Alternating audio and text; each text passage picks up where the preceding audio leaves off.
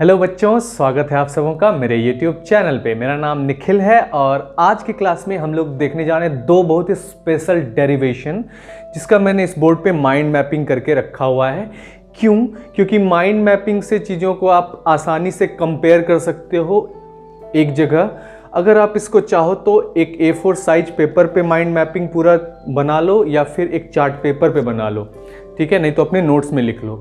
तो ये क्या है कि इसमें आपको कंपैरिजन समझ में आएगा कि जब भी आपको कहा जाएगा कि इलेक्ट्रिक डाइपोल के कारण इलेक्ट्रिक फील्ड एक बार एक्सियल लाइन पे और एक बार इक्वेटोरियल लाइन पे कैलकुलेट करने के लिए, तो वो क्या होता है। तो इसके बीच का कंपैरिजन ये है कि जब भी आपको कहा जाए कि इलेक्ट्रिक डाइपोल के कारण एक्सियल लाइन पे, तो एक्सियल लाइन मतलब होता है एक्स एक्सिस पे। तो ये क्या है? एक इलेक्ट्रिक डाइपोल है plus Q minus Q, plus Q minus Q. तो इस इलेक्ट्रिक डाइपोल के कारण कहां पे इलेक्ट्रिक फील्ड कैलकुलेट करना है? एक्सियल लाइन पे। तो एक्सियल लाइन मतलब एक्स एक्सिस, और इक्वेटोरियल लाइन पे जब बोलेगा इस इलेक्ट्रिक डाइपोल के कारण, तो कहां? उसके इक्वेटर पे, मतलब उसके परपेंडिकुलर पे। तो जो परपेंडिकुलर होता है उसी को इक्वेटोरियल लाइन कहते हैं, जो कि वाई एक्सिस होता है, और जो एक्स एक्सिस होता है वहां पे जो इलेक्ट्रिक फील्ड कैलकुलेट होता है उसको एक्सियल लाइन कहते हैं। तो इलेक्ट्रिक डाइपोल के कारण एक्सियल लाइन पे ये पॉइंट एक्स एक्सिस होगा, और इस इलेक्ट्रिक डाइपोल के कारण इक्वेटोरियल लाइन, ये परपेंडिकुलर लाइन जो है इस मिड पॉइंट से, वो ये होगा। तो आपको इस पॉइंट एक्सियल लाइन में इस पॉइंट पे इस प्लस क्यू चार्ज और माइनस क्यू चार्ज के कारण इलेक्ट्रिक फील्ड निकालना होगा, और इक्वेटोरियल लाइन में आपको इस प्लस क्यू चार्ज के कारण इस पॉइंट पे इलेक्ट्रिक फील्ड और इस माइनस क्यू चार्ज के कारण इस पॉइंट पे इलेक्ट्रिक फील्ड निकालना होगा। तो यहां पे क्या है, आप आसानी से कंपेयर कर पा रहे हो कि जो एक्सियल लाइन होता है उसमें एक्स एक्सिस पे इलेक्ट्रिक फील्ड निकालना होता है, और जो इक्वेटोरियल लाइन होता है उसमें उसके मिड पॉइंट से जो परपेंडिकुलर डिस्टेंस है वहां पे इलेक्ट्रिक फील्ड निकालना होता है। आई बात समझ में? तो अब यहां पे क्या है कि जो आपका ये इलेक्ट्रिक डाइपोल है, वो इलेक्ट्रिक डाइपोल क्या होता है जिसका कि चार्ज का मैग्नीट्यूड सेम होता है। मतलब ये +2 कूलम है तो ये -2 कूलम होगा। तो 2 कूलम जो है इसका मैग्नीट्यूड है, जो कि सेम है, बस इसका नेचर अपोजिट है। मतलब एक का प्लस क्यू है तो दूसरे का क्या है? आपका माइनस क्यू है, ठीक है? तो ये इलेक्ट्रिक डाइपोल जो है, इस इलेक्ट्रिक डाइपोल में चूंकि दो चार्ज है और हर एक चार्ज के कारण सेपरेट इलेक्ट्रिक फील्ड आपको देखना होगा। तो प्लस क्यू चार्ज के कारण जो इस पॉइंट पे इलेक्ट्रिक फील्ड होगा उसका डायरेक्शन किधर होगा? उधर की ओर होगा। क्यों? क्योंकि पॉजिटिव चार्ज से इलेक्ट्रिक फील्ड बाहर की ओर निकलता है, इसलिए आपका जो प्लस क्यू चार्ज का इलेक्ट्रिक फील्ड है वो किधर है? उधर की ओर है, ठीक है? और माइनस क्यू में इलेक्ट्रिक फील्ड लाइंस उसके अंदर जाता है, इसलिए जो इलेक्ट्रिक फील्ड का लाइंस है ये ई माइनस क्यू, ये किधर जा रहा है? वो इलेक्ट्रिक फील्ड इधर की ओर जा रहा है। तो ई प्लस क्यू उधर की ओर है, ई माइनस क्यू इधर की ओर है। अब यहाँ पे क्या है कि जो आपका इलेक्ट्रिक फील्ड होता है वो डिपेंड करता है किस पे? डिस्टेंस पे भी। क्यों? क्योंकि इलेक्ट्रिक फील्ड का फॉर्मूला ये होता है E = 1/4πε0 Q/r², और ये जो r होता है वो डिस्टेंस होता है, और ये r² इनवर्सली प्रोपोर्शनल होता है। इसका मतलब ये हो गया कि अगर आप r को इंक्रीज करोगे तो इलेक्ट्रिक फील्ड डिक्रीज होगा, अगर आप r को इंक्रीज करोगे तो इलेक्ट्रिक फील्ड क्या होगा? आपका डिक्रीज होगा, और जब r को आप डिक्रीज करोगे तो इलेक्ट्रिक फील्ड आपका क्या होगा? इंक्रीज होगा। इसका ही मतलब होता है इनवर्सली प्रोपोर्शनल। तो इसका मतलब ये है कि डिस्टेंस अगर कम है, तो इलेक्ट्रिक फील्ड क्या होगा? ज्यादा होगा। तो इसलिए जो ये माइनस क्यू से इस पॉइंट P का, ये जो पॉइंट P है, इस पॉइंट P का डिस्टेंस क्या है? कम है। किसके कंपैरिजन में? तो इस प्लस क्यू के कंपैरिजन में इस पॉइंट का। तो प्लस क्यू से ये डिस्टेंस ज्यादा है माइनस क्यू के इस डिस्टेंस से, तो इसलिए जो है माइनस क्यू के द्वारा जो इलेक्ट्रिक फील्ड होगा वो ज्यादा होगा। क्यों? क्योंकि डिस्टेंस कम है और डिस्टेंस इनवर्सली प्रोपोर्शनल होता है। तो डिस्टेंस अगर कम होगा तो इलेक्ट्रिक फील्ड का स्ट्रेंथ ज्यादा होगा, ठीक है? तो इसलिए हम लोगों को क्या करना है कि जो माइनस क्यू चार्ज के कारण जो इलेक्ट्रिक फील्ड स्ट्रेंथ होगा उसमें सब्सट्रैक्ट करना है प्लस क्यू चार्ज के कारण जो इलेक्ट्रिक फील्ड होगा उसके स्ट्रेंथ को, ठीक है? तो इसके लिए क्या करना है कि जो ये इलेक्ट्रिक डाइपोल है उसके मिड पॉइंट से ये क्या है? सेपरेटेड है 2a डिस्टेंस, तो a इधर हो जाएगा, a इधर हो जाएगा, ठीक है? तो ये डिस्टेंस हो गया आपका a इधर और a इधर। तो a इधर है और a इधर है, और इस मिड पॉइंट से इस पॉइंट P का डिस्टेंस ले लिया हमने क्या, तो ले लिया r। क्या ले लिया, r ले लिया। ठीक है, तो अब देखिए इस r डिस्टेंस में अगर आप एक्स्ट्रा ये प्लस q का डिस्टेंस मतलब a ऐड करोगे तो ये पूरा डिस्टेंस क्या हो जाएगा, r प्लस a। तो प्लस q से इस पॉइंट P का डिस्टेंस क्या हो जाएगा, r प्लस a। उसी तरह से माइनस q से इस पॉइंट का डिस्टेंस जो है क्या हो जाएगा, तो ये तो पूरा r यहां तक है, और इसमें क्या करना है, इस डिस्टेंस a को माइनस कर देना, घटा देना है। तो ये क्या हो जाएगा, r माइनस a। तो प्लस q से इस पॉइंट P का डिस्टेंस हो जाएगा आपका r प्लस a, और माइनस q से इस पॉइंट का डिस्टेंस हो जाएगा r माइनस a। आई बात समझ में। तो इसलिए आपको क्या है, इस चीज का ध्यान रखना है कि जो डिस्टेंस है माइनस q के कारण वो कम है, तो इसलिए इलेक्ट्रिक फील्ड का स्ट्रेंथ ज्यादा होगा, और प्लस q के कारण इस पॉइंट का डिस्टेंस ज्यादा है, इसलिए इलेक्ट्रिक फील्ड का स्ट्रेंथ कम होगा।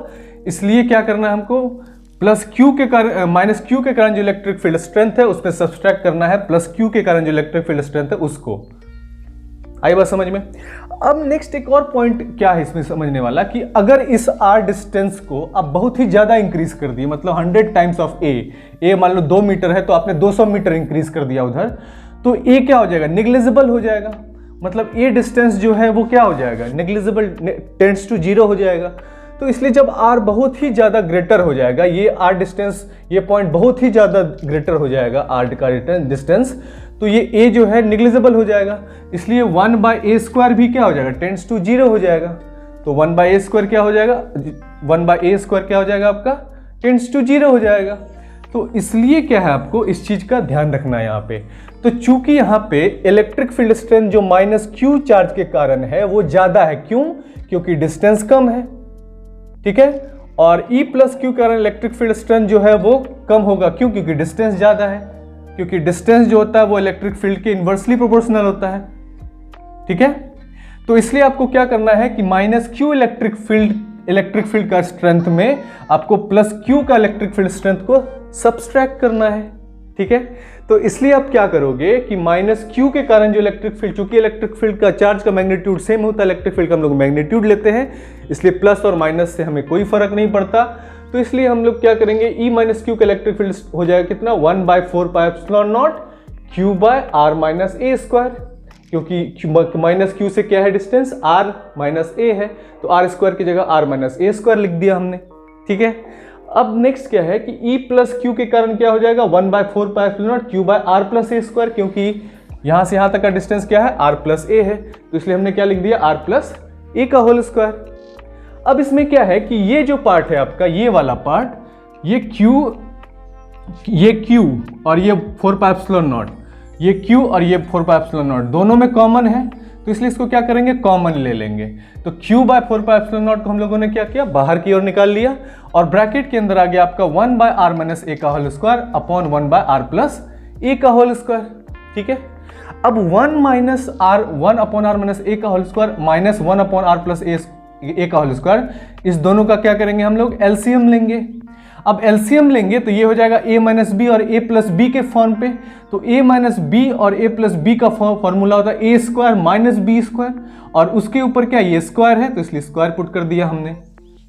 ठीक है, अब नेक्स्ट क्या है कि अब ये जो है इस क्रॉस मल्टीप्लाई हो जाएगा, r प्लस a का होल स्क्वायर इधर और r माइनस a का होल स्क्वायर इधर, और r प्लस a का होल स्क्वायर होता है r² plus a² plus 2ra, और r माइनस a का होल स्क्वायर होता है r² plus a² minus 2ra। चूंकि ये माइनस साइन था तो minus plus minus minus plus minus minus और माइनस माइनस प्लस हो जाएगा। अब इसमें से ये r² कैंसिल हो गया, ये a² कैंसिल हो गया, तो बचा क्या आपका 2ra प्लस 2ra, तो 4ra। ठीक है, और जो ये 1/a² था वो टेंड्स टू 0 हो जाएगा, इसलिए नीचे वाला a² है, इसकी जगह क्या पुट कर दोगे आप, 0 पुट कर दोगे, तो ये क्या बच जाएगा, r² पे पावर स्क्वायर, तो वो क्या हो जाएगा, r पे पावर 4, और ये बच जाएगा 2ra in plus 2ra 4ra, तो इसको हम लिख सकते हैं 4ra को 2a इंटू 2r, तो 2 2 जब 4, तो 4ra हो जाएगा। तो इसलिए इसको हम लोगों ने स्प्लिट कर दिया किसमें, 2a इंटू 2r में। वो इसलिए स्प्लिट किया क्योंकि q इंटू 2a जो होता है वो होता है p, जिसको कहते हैं डाइपोल मोमेंट। क्या कहते हैं उसको, डाइपोल मोमेंट। तो इसलिए ये जो है आपका q इंटू 2a जो है इसको रिप्लेस कर देंगे p से, क्योंकि ये होता है इलेक्ट्रिक डाइपोल मोमेंट। और एक r जो है वो कैंसिल हो जाएगा इसके पावर से, ये हो जाएगा रिड्यूस r क्यूब में, ठीक है। तो इसलिए ऊपर में बच गया 2p, q इंटू 2a, ये 2 यहां पे आ जाएगा और q इंटू 2a हो जाएगा p, और नीचे में बचेगा 4 pi epsilon naught r cube. तो फाइनली जो है electric field due to electric dipole on axial line आपका हो जाएगा कितना, 2p by 4 pi epsilon naught r cube. आई बात समझ में। तो ये है आपका क्या, electric field strength at this point p due to this electric dipole, and this point p is on the axial line, ठीक है। अब नेक्स्ट क्या है कि अब नेक्स्ट डेरिवेशन में आपको क्या करेगा कि आपको बोल दिया जाएगा कि find out the electric field due to electric dipole on equatorial line. अब एक्सियल लाइन तो आपको समझ में आ गया था कि ये एक्स एक्सिस पे होता है। अब इक्वेटोरियल लाइन क्या होता है, तो इसी इलेक्ट्रिक डाइपोल का जो ये मिड पॉइंट है इसे परपेंडिकुलर ड्रॉ करेंगे, और इस परपेंडिकुलर का डिस्टेंस रखेंगे हम लोग r, और इस पॉइंट P पे अब क्या है, इस परपेंडिकुलर डिस्टेंस जो पॉइंट P है, जो डिस्टेंस r पे रखा गया है ये पॉइंट, इस पे करना है इलेक्ट्रिक फील्ड कैलकुलेट। अब इलेक्ट्रिक फील्ड का जो फॉर्मूला होता है वो क्या होता है, 1/4 pi epsilon nought q by r square, और जो आपका इलेक्ट्रिक डाइपोल होता है उसका q का मैग्नीट्यूड तो सेम होता है, +2 कूलम ये है तो ये -2 कूलम है, तो मैग्नीट्यूड सेम हो गया। अब यहाँ पे क्या है कि जो इस +q से इस पॉइंट P का डिस्टेंस कितना होगा, और इस -q से इस P का डिस्टेंस कितना होगा, उसको कैलकुलेट करते हैं। तो चूंकि ये परपेंडिकुलर है तो ये क्या हो गया, एक राइट एंगल ट्रायंगल हो गया आपका। ये क्या हो गया आपका, एक राइट एंगल ट्रायंगल हो गया। तो एक इसमें क्या करेंगे, पाइथागोरस थ्योरम लगा देंगे। और पाइथागोरस थ्योरम क्या होता है, तो hypotenuse is equal to √p² + b², जिसमें p की जगह क्या है आपका, r है, परपेंडिकुलर की जगह क्या है आपका, ये r डिस्टेंस है, और ये b की जगह क्या है आपका, a है, डिस्टेंस a है, तो इसलिए r² + a² का √, ये निकल गया। सेम इसी तरह से ये भी डिस्टेंस इस वाले ट्रायंगल में भी क्या है, ये r डिस्टेंस है, ये a डिस्टेंस है, तो ये क्या हो जाएगा √r² + a²। अब देखिए ये दोनों डिस्टेंस क्या है, सेम है, √r² + a² ये भी है, और √r² + a² ये भी है। तो चूंकि यहाँ पे डिस्टेंस भी सेम है, चार्ज का मैग्नीट्यूड भी सेम है, तो इसलिए इलेक्ट्रिक फील्ड का स्ट्रेंथ भी सेम होगा। तो जो ये आपका इलेक्ट्रिक फील्ड का स्ट्रेंथ जो होगा E + q चार्ज के कारण और -q के चार्ज के कारण दोनों इक्वल होगा, तो दोनों को हम इक्विवेलेंट कर देते हैं E के कारण, ठीक है। और ये क्यों हो गया इक्विवेलेंट, क्योंकि इसके चार्ज का मैग्नीट्यूड सेम है और ये डिस्टेंस जो है ये भी सेम है आपका। आई बात समझ में। तो इसी कारण से क्या हो जाएगा, यहाँ पे इलेक्ट्रिक फील्ड का स्ट्रेंथ सेम हो जाएगा। लेकिन अब यहाँ पे क्या आता है कि जो इलेक्ट्रिक फील्ड +q चार्ज कारण है वो किधर की ओर है, इधर की ओर है, तो उसमें क्या है, एक एंगल थीटा पे ये लीन है, ठीक है, थीटा पे लीन है। आई बात समझ में। तो थीटा, ये थीटा के साथ ये वाला है, तो इसको जो दो कंपोनेंट में आपको तोड़ना होगा। एक जो वेक्टर में हम लोगों ने पढ़ा था क्या, एक होता है हॉरिजॉन्टल कंपोनेंट, तो इसलिए इस E को हॉरिजॉन्टल कंपोनेंट में तोड़ेंगे तो हॉरिजॉन्टल में लिखते हैं E cos थीटा, और फिर इसको तोड़ते हैं वर्टिकल कंपोनेंट में तो इसको लिखते हैं E sin थीटा, ठीक है। अब इसको फर्दर अगर आप देखना चाहते हो तो इसको अगर तोड़ोगे इस तरह से, तो यहाँ से परपेंडिकुलर डालो, ठीक है, और ये जो है आपको ये पता चल जाएगा किस तरह से ये cos थीटा होता है इसमें। तो इसके लिए आप मेरे वेक्टर वाले क्लासेस को देखोगे क्लास 11th की प्लेलिस्ट में, तो वहाँ पे आपको ये समझ में आ जाएगा, ठीक है। तो बेसिकली जब भी आपको हॉरिजॉन्टल कंपोनेंट में तोड़ना होता है, आपको याद रखना है जिसके साथ ये एंगल थीटा लगा होता है, जिसके साथ ये एंगल थीटा लगा होता है वो cos थीटा होता है, और जिसके साथ ये एंगल थीटा नहीं लगा होता है ये sin थीटा होता है। इसलिए ये जो E है ये दो कंपोनेंट में टूट जाएगा, एक तो हॉरिजॉन्टल कंपोनेंट जो होता है E cos थीटा, और दूसरा होता है वर्टिकल कंपोनेंट जो कि होता है E sin थीटा। इसलिए इसको हम लोगों ने क्या दो कंपोनेंट में तोड़ दिया, E cos थीटा और E sin थीटा। उसी तरह से क्या है, जो इस -q चार्ज कारण जो ये इलेक्ट्रिक फील्ड E है, ये भी क्या हो जाएगा, दो कंपोनेंट में आपका टूटेगा, ठीक है। एक तो हॉरिजॉन्टल कंपोनेंट, ये जिसके साथ थीटा लगा है वो क्या है, E cos थीटा हो जाएगा, और जिसके साथ थीटा नहीं लगा वो वर्टिकल कंपोनेंट वो हो जाएगा E sin थीटा, आई बात समझ में। अब चूंकि इलेक्ट्रिक फील्ड का स्ट्रेंथ सेम है तो जो हॉरिजॉन्टल कंपोनेंट है और वर्टिकल कंपोनेंट है उसका भी स्ट्रेंथ क्या हो जाएगा, सेम हो जाएगा। तो इसलिए आपका जो है वर्टिकल कंपोनेंट उसका स्ट्रेंथ ये इस ई के कारण वो ई साइन थीटा है और इस ई माइनस क्यू ई के कारण भी ई साइन थीटा है। अब चूंकि दोनों का स्ट्रेंथ जो है वो क्या है, सेम है, क्योंकि इलेक्ट्रिक फील्ड का स्ट्रेंथ सेम है, क्योंकि चार्ज का मैग्नीट्यूड सेम है और डिस्टेंस सेम है, तो इसलिए ये दोनों जो है आपका कैंसिल हो जाएगा। क्या हो जाएगा, कैंसिल हो जाएगा। और ये ई कॉस थीटा और ये ई कॉस थीटा चूंकि एक डायरेक्शन में एक लाइन में अलाइन है तो दोनों क्या हो जाएगा, ऐड हो जाएगा। और चूंकि इलेक्ट्रिक फील्ड का स्ट्रेंथ सेम है इसलिए E cos theta plus E cos theta आपका हो जाएगा कितना, वो हो जाएगा 2 ई कॉस थीटा। आई बात समझ में। और जो आपका कॉस थीटा निकालने का क्या होता है, अगर आप ये थीटा इसका कॉस थीटा निकालोगे, अगर ये ट्रायंगल ले लोगे इसमें अगर आपको कॉस थीटा निकालना है तो कॉस थीटा क्या होता है, बी बाय एच। तो बी की जगह क्या है आपका ए है और h की जगह क्या है आपका under root r square plus a square. तो कॉस थीटा बराबर होता है बेस बाय हाइपोटेन्यूज। तो बेस में क्या है, a है और हाइपोटेन्यूज के under root r square plus a square, इसलिए कॉस थीटा की जगह क्या पुट कर दोगे, a by under root r square plus a square. अब आपको पता है कि इलेक्ट्रिक फील्ड का क्या होता है फॉर्मूला, तो 2 को एज इट इज लिख दो। इलेक्ट्रिक फील्ड का फॉर्मूला क्या होता है आपका 1/4 pi epsilon nought q by, और ये डिस्टेंस क्या है आपका आर स्क्वायर, ये है under root r square plus a square, उसका होल स्क्वायर कर देना है तो under root r square plus a square का होल स्क्वायर। और कॉस थीटा की जगह क्या पुट करना है, बेस बाय हाइपोटेन्यूज, जो कि बेस है ए और hypotenuse under root r square plus a square, तो इसलिए a by under root r square plus a square हो जाएगा ये। ठीक है। अब नेक्स्ट क्या है कि जो ये आपका 2QA इसको एक साथ लिख दिए 2QA, और ये जो नीचे हो गया अंडर रूट, ये अंडर रूट है और ये स्क्वायर है बाहर में, तो ये अंडर रूट क्या हो जाएगा, हट जाएगा। अंडर रूट हट गया तो ये क्या हो गया r square plus a square, इसका पावर क्या 1 है, अगर कुछ नहीं है तो 1 है पावर। अब ये जो है under root r square plus a square, इसको क्या लिख सकते हो, r square plus a square to the power 1/2। अगर रूट हटाते हो तो रूट मतलब क्या हो गया, पावर 1/2 होता है, तो इसलिए क्या हो गया r square plus a square 1/2 हो गया। आई बात समझ में। तो इसलिए जो है ये वैल्यू आपका आर स्क्वायर प्लस स्क्वायर 1/2। अब जब भी बीच में गुना होगा तो आपका पावर देखिए ये सेम है r square plus a square, r square plus a square, तो जब भी ये बेस सेम होगा तो पावर क्या हो जाएगा, ऐड हो जाएगा, तो 1 प्लस 1/2 क्या हो जाएगा, 1 प्लस 1/2 कितना हो जाएगा आपका 3/2 हो जाएगा। तो इसलिए पावर क्या हो जाएगा r square plus a square 3/2 हो गया। और जो r का डिस्टेंस है, अगर ये डिस्टेंस बहुत ज़्यादा इंक्रीज कर दोगे तो ये क्या हो जाएगा, ये स्वीकृत स्वीकृत क्या नेग्लिजिबल हो जाएगा। तो इसलिए 1/a स्क्वायर का वैल्यू यहाँ भी क्या हो जाएगा, टेंड्स टू 0 हो जाएगा। तो इस a स्क्वायर की जगह क्या पुट कर दोगे, 0 पुट कर दोगे, और बाकी ये क्या हो जाएगा आर स्क्वायर 3/2। तो आर स्क्वायर 3/2 जिसमें ये 2 कैंसिल हो जाएगा और बचा कितना, तो इस 2QA को हम लोग P लिख दिए, क्योंकि ये 2Q क्या होता है, इलेक्ट्रिक डायपोल मोमेंट होता है, उसकी जगह P रिप्लेस कर दिया, तो इसलिए ये क्या गया P/4 pi epsilon not r³। तो इसलिए क्या हो गया, electric field due to equatorial line क्या हो गया, P/4 pi epsilon not r³। अब यहाँ पे आपको इजिली कंपेयर कर पा रहे हो कि जो electric field due to axial line होता है वो उसमें 2P होता है, 4 पाई एप्सिलॉन नॉट r³ होता है, और ये क्या होता है P/4 pi epsilon not r³ होता है। तो इसमें 2 इंटू इलेक्ट्रिक डायपोल मोमेंट, इसमें सिंगल सिर्फ इलेक्ट्रिक डायपोल मोमेंट, तो ये ट्वाइस होता है, ये 1 टाइम होता है।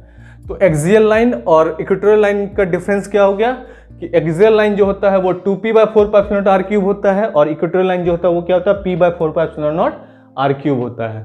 तो इससे आप देख पा रहे हो कि कितना इजीली आपका कंपेयर हो गया इलेक्ट्रिक फील्ड कैलकुलेट करने का तरीका।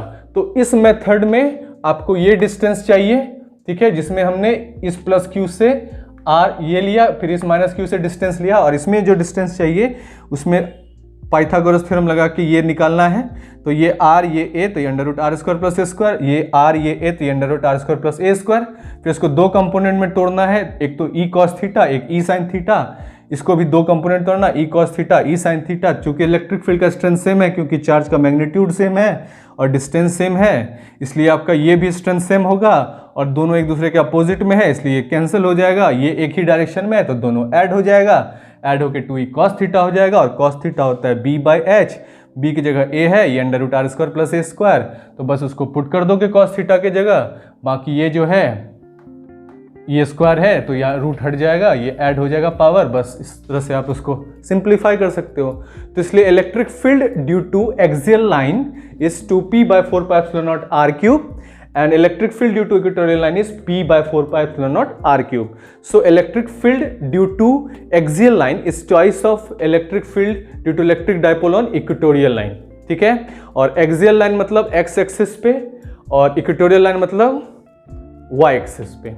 ठीक है, सो इतना आपको समझ में आ गया। इस पूरे चीज़ को आप क्या कर सकते हो, A4 साइज पे पेपर पे बना सकते हो या फिर चार्ट पेपर पे बना सकते हो, अपने नोट्स में लिख सकते हो और उसको इजीली कंपेयर कर सकते हो और इजीली डिराइव भी कर सकते हो। तो एक एक स्टेप मैंने आपको एक्सप्लेन किया है। तो ये आपका माइंड मैपिंग था electric field due to electric dipole on axial line और इक्वेटोरियल लाइन का। So I hope you have understood this concept. So if you have like my video of mind mapping, so you can just subscribe my channel and you can press the bell icon for the regular updates. So thank you so much. See you in the next class and all the very best for your exam. Bye bye.